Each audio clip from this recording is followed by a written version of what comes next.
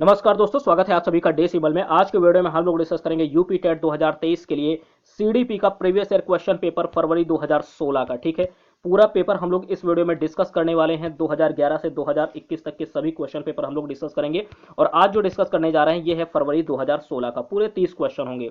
दोस्तों, अगर आपका सपना एक सरकारी अध्यापक बनना है तो चैनल को सब्सक्राइब करके बेल आइकन को प्रेस जरूर कीजिए। शुरू करते हैं आज की यह वीडियो। पहला क्वेश्चन नोट कीजिए कि वह मापनी जिसमें अंतराल के समस्त गुण के साथ परम शून्य भी हो वो क्या कहलाती है। इस क्वेश्चन का राइट आंसर होगा अनुपात मापनी। ठीक है, वह ऐसी मापनी जिसमें अंतराल के समस्त गुण के साथ परम शून्य शामिल हो उसे अनुपात मापनी कहते हैं। B option right answer. अगला क्वेश्चन नोट कीजिए, सेकंड नंबर है कि फ्रायड के अनुसार हमारे मूल्यों का आंतरिकीकरण किसमें होता है। ऑप्शन ए है, यहां पर फिलिंग द ब्लैंक्स में आपको राइट आंसर सेलेक्ट करना है इन चार ऑप्शन में से। ऑप्शन ए है पदाहम, बी है इदम, सी है अहम और डी है परिस्थितियों के अनुसार होता है। ठीक, तो देखिएगा फ्रायड के अनुसार जो हमारे मूल्यों का आंतरिकीकरण है वो पदाहम में होता है। किसमें होता है? पदाहम में होता है। A option right answer. अगला क्वेश्चन थर्ड नंबर नोट कीजिए कि व्यवहारवादी ने कहा है, कौन से ऐसे व्यवहारवादी हैं जिन्होंने कहा है कि मुझे नवजात शिशु दे दो, मैं उसे डॉक्टर, वकील, चोर या जो भी चाहूं बना सकता हूं। तो देखिए ये व्यवहारवादी, यहां पर चार ऑप्शन है, न्यूमैन, हेल्जिंगर, वॉटसन और फ्रीमैन। ठीक है, तो याद रखिएगा ये काफी प्रसिद्ध कथन है। किसका है? वॉटसन का है। वॉटसन महोदय ने कहा है कि मुझे नवजात शिशु दे दो, मैं उसे डॉक्टर, वकील, चोर, इंजीनियर या जो भी चाहूंगा उसे बना सकता हूं। प्रसिद्ध कथन है और कई बार यूपी टेट के एग्जाम में ये स्टेटमेंट पूछा भी गया है कि किसका स्टेटमेंट है। ठीक है, तो इस क्वेश्चन का राइट आंसर सी ऑप्शन होगा। अगला क्वेश्चन फोर्थ नंबर नोट कीजिए कि ध्यान आकर्षित होने में डॉट डॉट डॉट की प्रमुख भूमिका होती है। किसकी होती है? यहाँ पर चार ऑप्शन है, फिलिंग द ब्लैंक्स में आपको भरना है, बताइएगा। ऑप्शन ए है उद्दीपन की विश्वसनीयता, बी है उद्दीपन की तीव्रता, सी है उद्दीपन की सक्रियता और डी है उद्दीपन की उपादेयता। तो नोट कीजिएगा इस क्वेश्चन का राइट आंसर होगा उद्दीपन की तीव्रता। ठीक है, ध्यान आकर्षित होने में उद्दीपन की तीव्रता की प्रमुख भूमिका होती है। ठीक है, अगला क्वेश्चन फिफ्थ नंबर, कि फिफ्थ नंबर है डॉट डॉट डॉट छात्र में रुचि उत्पन्न करने की कला है। यहाँ पर फिलिंग द ब्लैंक्स आपको भरना है। फिलिंग द ब्लैंक्स भरना है कि कौन सा इनमें से चार ऑप्शन होगा जो राइट आंसर होगा कि छात्र में कौन रुचि उत्पन्न करने की कला है, प्रेरणा, सहानुभूति, समदृष्टि या फिर शिक्षण। तो नोट कीजिएगा कि प्रेरणा जो है ये छात्र में रुचि उत्पन्न करने की कला होती है। ठीक है, ए ऑप्शन राइट आंसर। अगला question six number, very important. देखिएगा फ्रायड के अनुसार यहाँ पर ये तीन आपको ये ए बी सी डी दिए गए हैं, चार ऑप्शन। ठीक है, आपको बताना है कि क्या इसमें से सही है फ्रायड के अनुसार। ऑप्शन ए है कि ग्रहण किए गए, ऑप्शन ए नोट कीजिएगा, ग्रहण किए या सीखे हुए तथ्यों को धारण करने या पुनः स्मरण, ठीक है, पुनः स्मरण करने की असफलता को विस्मरण कहते हैं। या बी ऑप्शन दे रहे हैं कि विस्मरण वह प्रवृत्ति है जिसके द्वारा दुखद अनुभवों को स्मृति से अलग कर दिया जाता है। या सी ऑप्शन है कि विस्मरण का अर्थ है कि किसी समय प्रयत्न करने पर भी किसी पूर्व अनुभव का स्मरण करने की सीखी हुई किसी कार्य को करने की असफलता। या डी ऑप्शन उपर्युक्त में से कोई नहीं। तो देखिए इस क्वेश्चन का जो राइट आंसर होगा वो है बी ऑप्शन। नोट कीजिएगा कि विस्मरण क्या होता है? विस्मरण वह प्रकृति है जिसके द्वारा जो दुखद अनुभव होते हैं उनको स्मृति से अलग कर दिया जाता है। दुखद अनुभवों को स्मृति से अलग करना ही विस्मरण की प्रवृत्ति है। B option right answer. अगला क्वेश्चन सेवंथ नंबर नोट कीजिए कि एसओआर किसके द्वारा प्रतिपादित किया गया। एसओआर वेरी इंपॉर्टेंट क्वेश्चन है। एसओआर ये एग्जाम में कई बार पूछा गया है यूपी टेट के एग्जाम के लिए। नोट कीजिएगा, कोफका, वॉटसन, वुडवर्थ या फिर गेस्टाल्टवादी मनोवैज्ञानिक। तो एसओआर किसके द्वारा प्रतिपादित किया गया, प्रस्तावित किया गया? इस क्वेश्चन का सेवंथ का राइट आंसर होगा सी ऑप्शन, वुडवर्थ। ठीक है, वुडवर्थ के द्वारा जो है ये प्रस्तावित किया गया था, वुडवर्थ। याद रखिएगा बी ऑप्शन, सी ऑप्शन इसका राइट आंसर, वुडवर्थ। ठीक, अगला क्वेश्चन एट्थ नंबर है कि ध्यान को केंद्रित करने द्वारा प्रस्तावित किया गया। ध्यान को केंद्रित करने द्वारा प्रस्तावित किया जाता है किसके द्वारा? ऑप्शन ए है आकार, बी है रुचि, सी है अवधि और डी है नवीनता। तो नोट कीजिएगा ध्यान को केंद्रित करने द्वारा प्रस्तावित किया जाता है। एट्थ का राइट आंसर क्या होगा? एट्थ का राइट आंसर बी ऑप्शन होगा। ठीक है, रुचि के अनुसार। ठीक, तो ध्यान को केंद्रित करने द्वारा प्रस्तावित किया जाता है रुचि। ठीक, बी ऑप्शन इसका राइट आंसर। अगला क्वेश्चन नाइन्थ नंबर है कि एक परिस्थिति में अर्जित ज्ञान का दूसरी परिस्थिति में उपयोग क्या कहलाता है। ठीक है, कोई ऐसी परिस्थिति जिसमें हमने कोई ज्ञान अर्जित किया हो और उसके बाद उस परिस्थिति में उपयोग क्या कहलाएगा? किसी दूसरी परिस्थिति में। ठीक है, अगर हम उपयोग करते हैं तो वो क्या कहलाएगा? ठीक, ऑप्शन ए है सीखने में रुचि, बी है सीखने में स्थानांतरण, सीखने की विधियां या सीखने में पठार। तो देखिए इस क्वेश्चन में राइट आंसर होगा नाइन्थ का बी ऑप्शन। ठीक है, सीखने में स्थानांतरण। अगर हमने किसी एक परिस्थिति में ज्ञान अर्जित किया है और दूसरी परिस्थिति में उसका उपयोग कर रहे हैं तो वो क्या कहलाएगा? सीखने में स्थानांतरण। ठीक है, सीखने में स्थानांतरण, बी ऑप्शन राइट आंसर। जैसे कि आप कोई साइकिल चलाना पहले आपने सीखा है और उसके बाद आपने क्या मोटरसाइकिल चलाना सीखा। ठीक, तो ये सीखने में एक तरह से स्थानांतरण है। एक परिस्थिति में अर्जित ज्ञान का दूसरी परिस्थिति में उपयोग ही सीखने में स्थानांतरण कहलाता है। ठीक है, तो साइकिल और मोटरसाइकिल का एग्जाम्पल आप अच्छे से याद रखना। ठीक, क्योंकि साइकिल पहले आपने सीख लिए फिर उसके बाद आप मोटरसाइकिल चलाना सीख रहे हैं, तो ये एक तरह से सीखने में स्थानांतरण हुआ, एक परिस्थिति का दूसरी परिस्थिति में उपयोग। अगला क्वेश्चन यहाँ पर टेंथ नंबर है कि अनुभव द्वारा व्यवहार में परिवर्तन कहलाता है। क्या कहलाता है अनुभव द्वारा व्यवहार में परिवर्तन? ऑप्शन ए है सीखना, बी है चिंतन, सी है प्रेरणा और डी है स्मृति। तो नोट कीजिएगा, अनुभव द्वारा व्यवहार में परिवर्तन कहलाता है।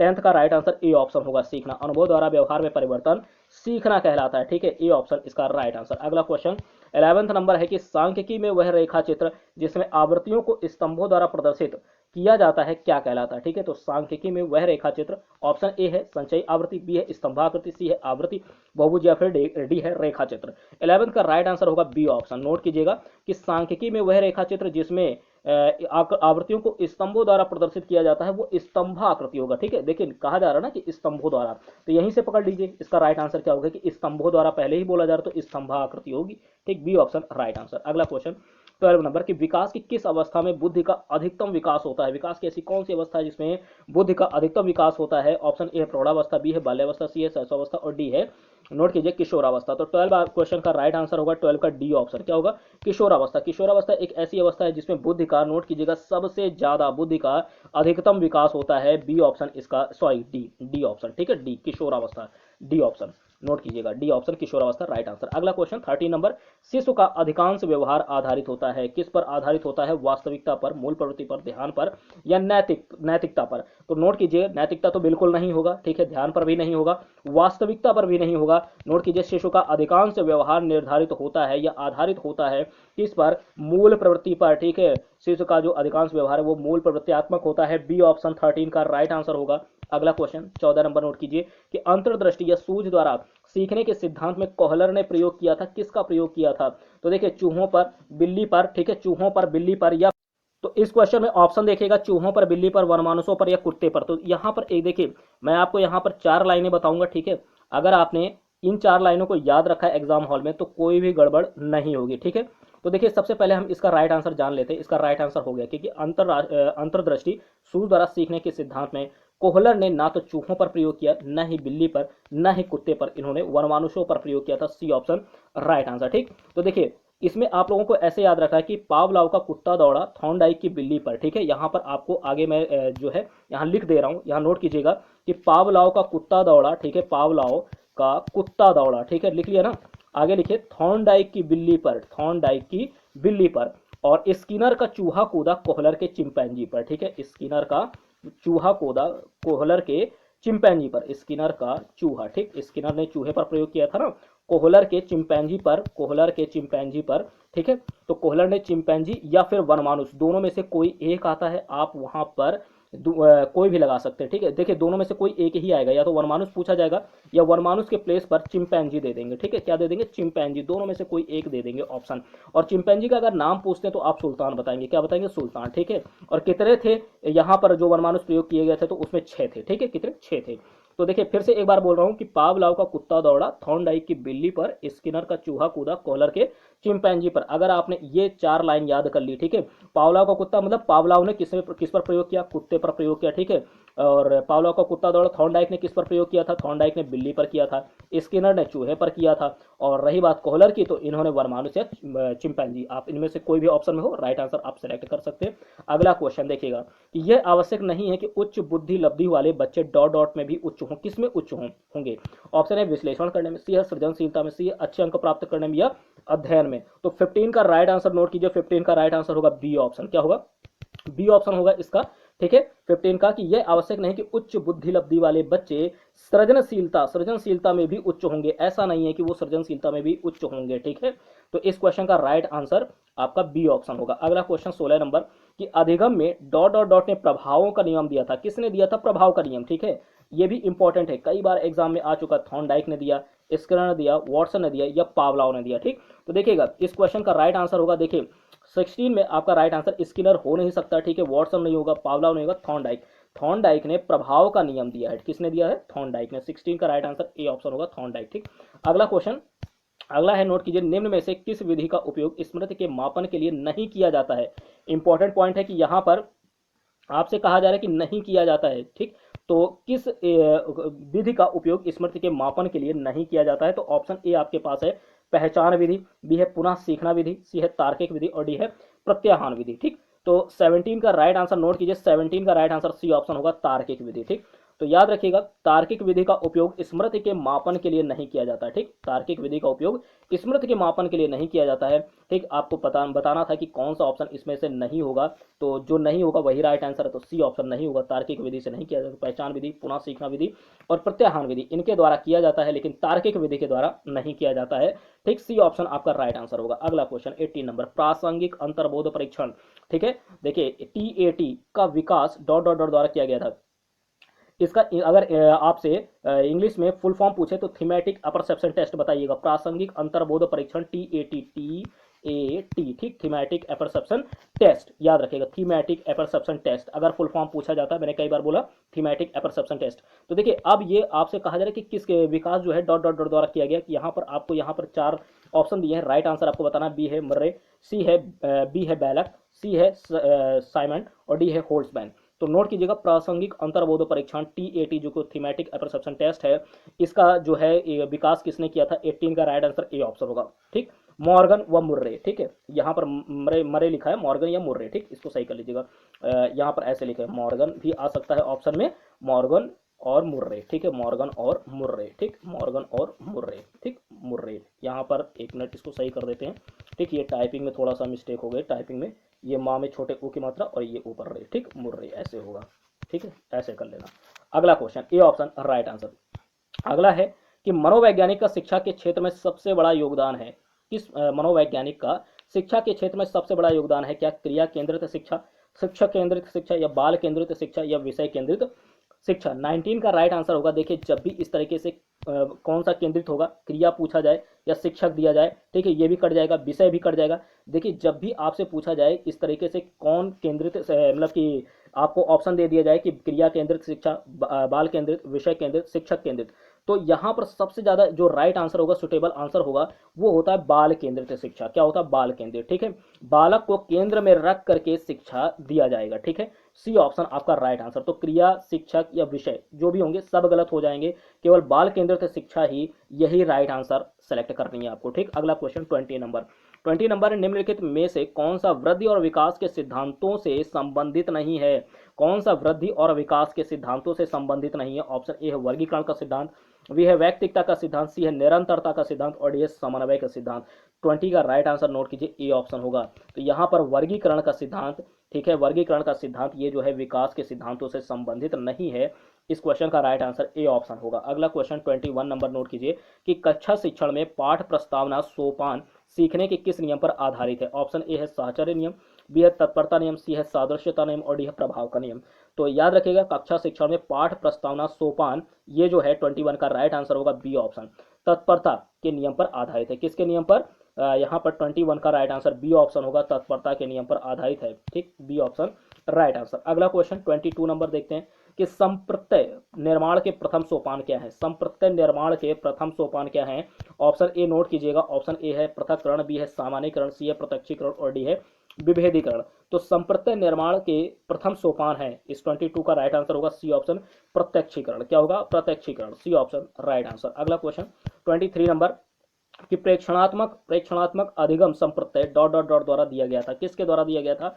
ऑप्शन है टॉलमैन, बी है कोहलर, सी है थॉर्नडाइक और डी है बेंडूरा। तो देखिए इस क्वेश्चन का राइट आंसर क्या होगा, इसका 23 का राइट आंसर डी ऑप्शन होगा, बेंडूरा के द्वारा। ठीक है, प्रेक्षणात्मक अधिगम संप्रत्यय बेंडूरा के द्वारा दिया गया था, डी ऑप्शन आपका राइट आंसर। अगला क्वेश्चन 24 नंबर की उदाहरण, निरीक्षण, विश्लेषण और वर्गीकरण। नोट कीजिएगा यहाँ पर। ठीक है, उदाहरण, निरीक्षण, विश्लेषण, वर्गीकरण, नियमीकरण निम्नलिखित में से किस विधि के सोपान है। यहाँ पर ये जो ऑप्शन दिए गए ना, उदाहरण, निरीक्षण, विश्लेषण, वर्गीकरण, नियमीकरण, आपको बताना है बहिदर्शन के होंगे, निगमन विधि, आगमन विधि या अंतर्दर्शन। 24 का राइट आंसर नोट कीजिए, सी ऑप्शन, आगमन विधि। ठीक है, किसके उदाहरण, किस विधि के सोपान है, तो आगमन विधि के सोपान है, C option right answer. 25 number नोट कीजिए कि अवधान के आंतरिक, ठीक है, अथवा व्यक्तिनिष्ठ निर्धारक कौन है।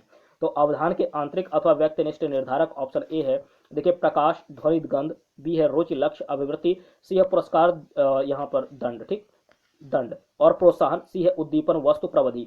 तो देखिएगा इस क्वेश्चन का राइट आंसर क्या होगा, 25 का राइट आंसर होगा बी ऑप्शन। क्या होगा, रुचि, लक्ष्य, अभिवृत्ति, रुचि, लक्ष्य, अभिवृत्ति, बी ऑप्शन आपका राइट आंसर होगा। अवधान के आंतरिक अथवा व्यक्तिनिष्ठ निर्धारक है रुचि, लक्ष्य, अभिवृत्ति। ठीक, अगला क्वेश्चन है, नोट कीजिए 26 नंबर कि बाल मनोविज्ञान का क्षेत्र क्या है। बाल मनोविज्ञान का क्षेत्र ऑप्शन ए है गर्भावस्था से किशोरावस्था की विशेषताओं का अध्ययन, बी है केवल शैशवावस्था की विशेषताओं का अध्ययन, सी है केवल बाल्यावस्था की विशेषताओं का अध्ययन, डी है केवल गर्भावस्था से की विशेषताओं, गर्भावस्था केवल गर्भावस्था की विशेषताओं का अध्ययन। तो ये बाल मनोविज्ञान का तो क्षेत्र हो नहीं सकता। देखिए आपको जब भी केवल वाले वर्ड मिले तो ये एक तरह से नेगेटिव वर्ड माने जाते हैं, ठीक है। इस तरीके के क्वेश्चन जब भी आपको दिए जाए और अगर आपको आपका क्वेश्चन जो है वो पॉजिटिव है, ठीक है, क्वेश्चन आपसे जो पूछा जा रहा है वो पॉजिटिव है और आंसर नेगेटिव में दिया गया है, तो इस तरीके के ऑप्शन को आपको देखते ही नेग्लेक्ट करना है, जैसे कि केवल, ठीक है, केवल वर्ड वाले ये नेगेटिव होते हैं, ठीक। तो आपको यहाँ पर देखिए केवल ये हट जाएगा, केवल ये हट जाएगा, केवल ये हट जाएगा। 26 का राइट आंसर क्या बनेगा,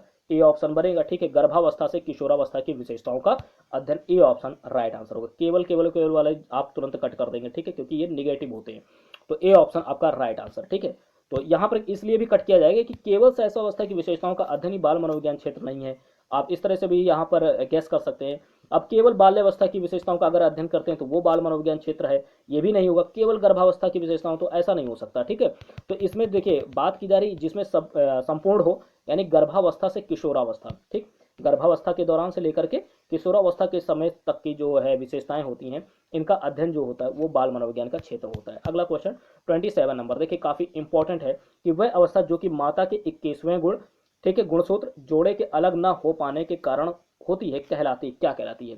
ऐसी अवस्था जो माता के 21वें गुणसूत्र जोड़े के अलग ना हो पाने के कारण होती है, वो क्या कहलाती है। ऑप्शन ए है, देखिएगा ऑप्शन ए है कि टर्नर सिंड्रोम, बी है डाउन सिंड्रोम, सी है विल्सन सिंड्रोम, डी है क्लीनफेल्टर सिंड्रोम। तो देखिए 27 का राइट आंसर नोट कीजिए, बी ऑप्शन। इसको कहते हैं डाउन सिंड्रोम, ठीक है। क्या बोलते हैं, डाउन सिंड्रोम बोलते हैं कि ऐसी अवस्था जिसमें माता के 21वें गुणसूत्र जोड़े के अलग नहीं हो पाते हैं, जोड़े के अलग ना हो पाने के कारण होती है, उसे डाउन सिंड्रोम कहा जाता है। B option right answer. अगला क्वेश्चन 28 नंबर, काफी इंपॉर्टेंट है, नोट कीजिएगा। कोलबर्ग के अनुसार किस अवस्था में नैतिकता बाह्य कारकों द्वारा निर्धारित होती है। कैसी अवस्था होती है, पारंपरिक अवस्था या पश्चात पारंपरिक अवस्था, सी है पूर्व पारंपरिक अवस्था और डी है उपरोक्त में से कोई नहीं। तो देखिएगा 28 का राइट आंसर होगा, 28 का नोट कीजिए, सी ऑप्शन। क्या है, सी ऑप्शन होगा पूर्व पारंपरिक अवस्था, ठीक है। ऐसी अवस्था कौन सी है, पूर्व पारंपरिक अवस्था। तो इस क्वेश्चन का राइट आंसर सी ऑप्शन होगा, नैतिक पूर्व पारंपरिक अवस्था में नैतिकता बाह्य कारकों द्वारा निर्धारित होती है, ठीक, सी ऑप्शन राइट आंसर। अगला क्वेश्चन 29 नंबर, निम्नलिखित में से कौन सा एक सही क्रम है, कौन सा एक सही क्रम है। अंडाणु, शुक्राणु, युग्मनज या ब्लास्टोसिस्ट, ठीक, या फिर अंडाणु, शुक्राणु, ब्लास्टोसिस्ट या युग्मनज, ब्लास्टोसिस्ट, युग्मनज, अंडाणु, शुक्राणु या ब्लास्टोसिस्ट, अंडाणु, शुक्राणु और युग्मनज। तो बताइएगा 29 का राइट आंसर क्या होगा। तो देखिए आपको सबसे पहले यहाँ पर जो सीक्वेंस है ना, सीक्वेंस में आपको सबसे पहले याद रखना है अंडाणु। किसे याद रखना है, अंडाणु को याद रखना है, ठीक। उसके बाद अगला जो होगा वो शुक्राणु, अंडाणु के तुरंत बाद ही शुक्राणु, शुक्राणु, ठीक है। और इसके तुरंत बाद आपको युग्मनज याद रखना है। क्या याद रखना है, युग्मनज। और युग्मनज के बाद ब्लास्टोसिस्ट, क्या, ब्लास्टोसिस्ट। तो आपको याद रखना है ब्लास्टोसिस्ट सबसे लास्ट में आएगा और अंडाणु जो होगा वो स्टार्टिंग में रहेगा। तो ऐसा किस में है, ये तो होगा नहीं, बी होगा नहीं, ठीक है। यहाँ पर ध्यान दीजिएगा फिर से, बी आपका होगा नहीं क्योंकि ये अंडाणु से तो स्टार्ट है, ठीक है। लेकिन यहाँ पर ब्लास्टोसिस्ट आपका लास्ट में होना चाहिए, नहीं है। ब्लास्टोसिस्ट से स्टार्ट है, तुरंत कट कर दीजिए। ब्लास्टोसिस्ट से भी स्टार्ट है, इसे कट कर दीजिए, ठीक है। क्या बनेगा आपका, A option he right answer बन रहा है, ठीक है। अंडाणु, शुक्राणु, युग्मनज और ब्लास्टोसिस्ट, ये आपका सही क्रम होगा, ए ऑप्शन राइट आंसर। अगला क्वेश्चन नोट कीजिएगा। 30 नंबर क्वेश्चन है कि अंतर्मुखी, बहिर्मुखी, उभयमुखी व्यक्तित्व का वर्गीकरण किसके द्वारा किया गया। तो ऑप्शन में देखिएगा यहाँ पर आपके 4 ऑप्शन हैं। अब जरूरी नहीं, ऑप्शन ए है स्पेंजर, बी है सेल्डन, सी है क्रिश्चियन और डी है यूंग। तो देखिए 30 का जो राइट आंसर है वो क्या होगा, डी होगा। क्या होगा, यूंग। अब आपसे अलग से अगर पूछा जाए कि अंतर्मुखी, सिर्फ जरूरी नहीं कि तीनों एक साथ ही दे दिए जाए कि अंतर्मुखी, बहिर्मुखी, उभयमुखी, ये तीनों एक साथ ही आएंगे, ऐसा नहीं है।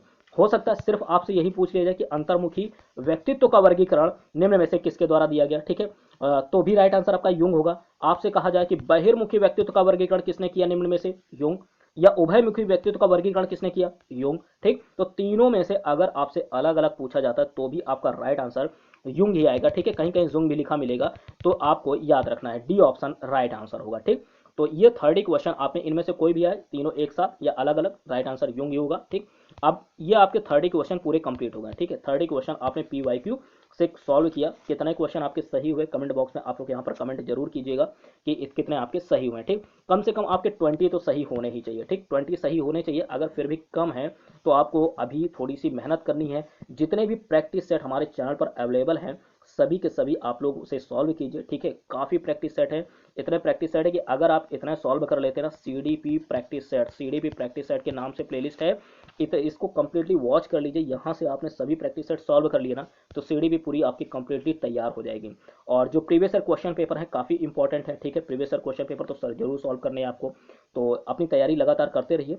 एक दिन आपके 30 ऑफ 30 जरूर आएंगे, ठीक है। 30 में 30 आपका टारगेट होना चाहिए, 30 में 30 आपको टारगेट लेकर के चलना है, ठीक है। 30 ऑफ 30 याद रखिएगा।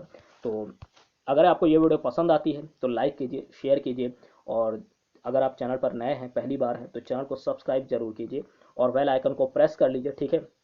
इसी तरीके के वीडियोस और प्रैक्टिस सेट के लिए हमारे चैनल पर आपको सभी सब्जेक्ट के प्रैक्टिस सेट और क्वेश्चन पेपर जो भी होंगे वो अवेलेबल करवाए जाएंगे। सारी जो कंप्लीट तैयारी है आपकी, ठीक है, वो चाहे कोई भी सब्जेक्ट हो, हिंदी हो, ठीक है, इंग्लिश हो, ईवीएस हो, या आपका मैथ हो, संस्कृत, ठीक है, और आपकी क्या बची, आपकी सीडीपी, ठीक। सीडीपी की तो कंप्लीट तैयारी आपकी हो गई, ठीक। हिंदी का सिलेबस चल रहा है, हिंदी के सभी क्वेश्चन, सभी जो टॉपिक हैं वो कवर करवाए जा रहे हैं, ठीक है। तो आप चाहें तो UP TET 2023 playlist, UP TET 2023 playlist, ठीक है, यूपी टेट 2023 प्लेलिस्ट, बस इसी को आप फॉलो कर लीजिए। इस प्लेलिस्ट में आपको सभी question paper, practice set, previous year question paper सब कुछ उपलब्ध करवाया जाएगा। इसमें यूपी टेट के ही सभी जो है वीडियोज होंगे, ठीक। तो अगर आपको ये वीडियो पसंद आती है तो लाइक कीजिए, शेयर कीजिए, और चैनल पर पहली बार है तो चैनल को सब्सक्राइब जरूर कीजिए। मिलते हैं आपसे नेक्स्ट वीडियो में। Thank you.